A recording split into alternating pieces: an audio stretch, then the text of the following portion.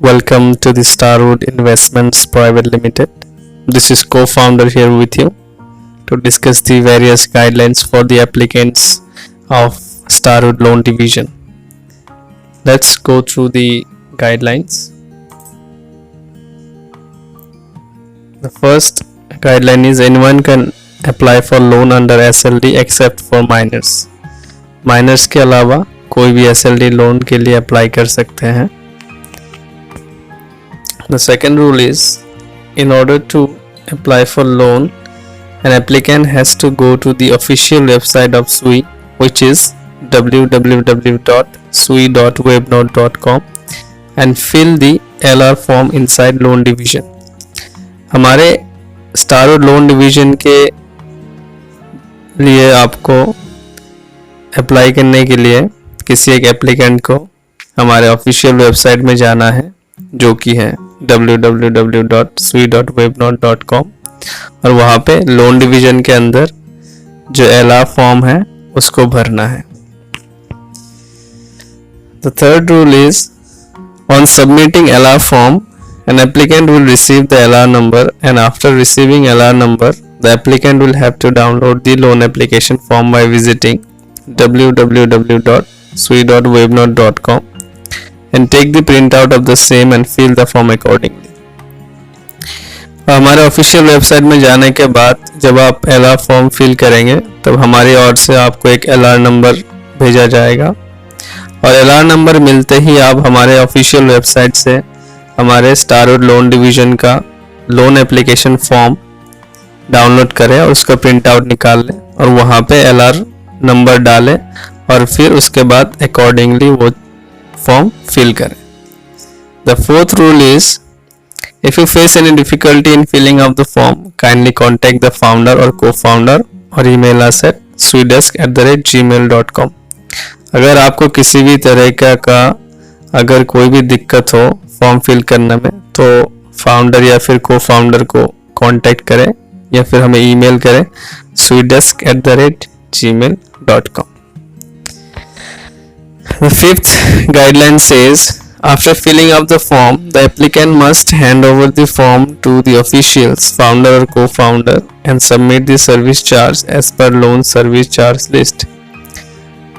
Loan application form भरने के बाद उसको आप फाउंडर या को-फाउंडर के हाथ में हैंड ओवर करें और सर्विस चार्ज, जो कि सर्विस चार्ज का लिस्ट आपको प्रोवाइड किया गया है या फिर आपके फॉर्म में जो सर्विस चार्ज लिस्ट दिखाया गया है उस हिसाब से जो सर्विस चार्ज आपके अगेंस्ट बनता है उसको हैंड ओवर कर दीजिए. The sixth one is, kindly be careful while filling up the form. Any kind of discrepancy or overwriting or any ambiguity may lead to the rejection of the loan request. हमेशा form भरने में ये ध्यान रखें कि form में कोई भी तरह का डिस्क्रिपेंसी ना हो, कोई भी तरह का ओवरराइटिंग ना हो, हमेशा क्लियर रहे, नीट एंड क्लीन रहे वो फॉर्म. अगर नहीं रहता तो किसी भी कारण किसी भी नोटिफिकेशन बिना दिए आपका फॉर्म रिजेक्ट हो सकता है. The seventh one is, the self-statement video mentioned in the form is mandatory. If any member fails to send us the self-statement video within 24 hours, his loan will be cancelled without any notice. हमारे loan application form में आपको एक self statement video का point दिखाई देगा जो कि है एक मैंडेटरी इंफॉर्मेशन है हमारे लिए. तो आपको हमेशा ये ध्यान में रखना है कि वो सेल्फ स्टेटमेंट वीडियो हमेशा फॉर्म भरने के 24 घंटे के अंदर ही आप हमें सेंड करें. अगर 24 घंटे के अंदर उसको सेंड नहीं करते तो आपका लोन रिक्वेस्ट रिजेक्ट कर दिया जाएगा. The eighth one is, it is also to be noted that the self-made video of the applicant is strictly confidential and will be under SLD's protection. और आप जो भी सेल्फ स्टेटमेंट देंगे उस video में वो हमेशा कॉन्फिडेंशियल रहेगा हमारे साथ और आप हमारे ऊपर विश्वास रखें इस बात की. A guarantor is must for the loan process. It is the duty of the loan applicant to produce a reliable guarantor for his loan.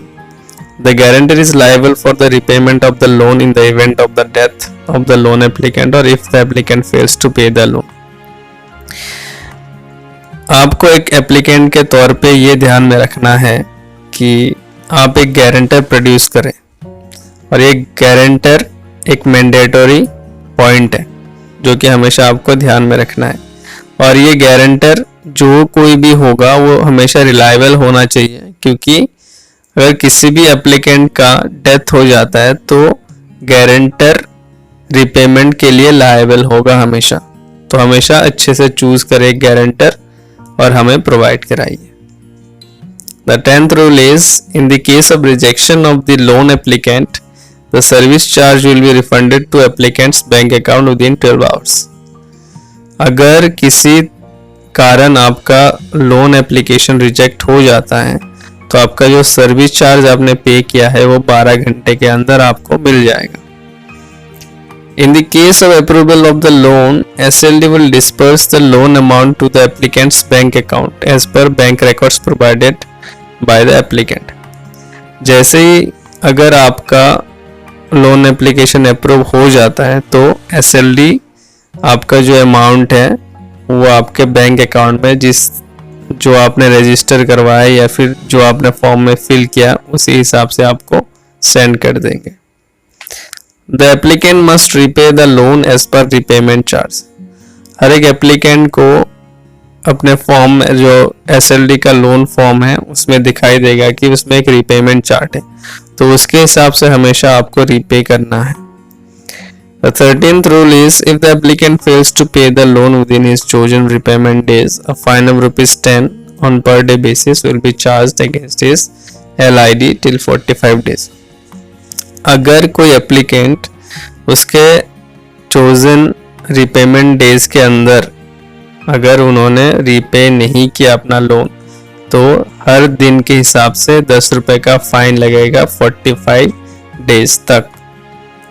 The 14th rule is, a strict legal action will be taken under Indian jurisdiction if the member fails to repay his loan amount within 45 days. अगर 45 days के अंदर आपने अपना amount repay नहीं किया तो भारतीय संविधान के अनुसार आपके ऊपर एक स्ट्रिक्ट लीगल एक्शन लिया जाएगा। A loan applicant may receive calls from SLD at any time. Kindly cooperate with our executives.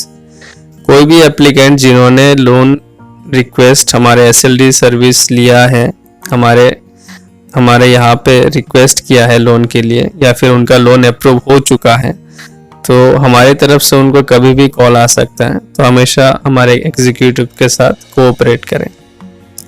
A fresh applicant has to go through all the process and an existing customer will have the benefit of less paperwork.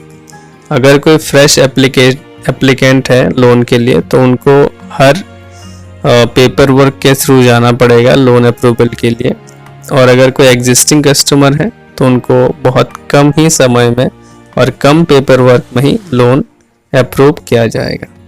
धन्यवाद।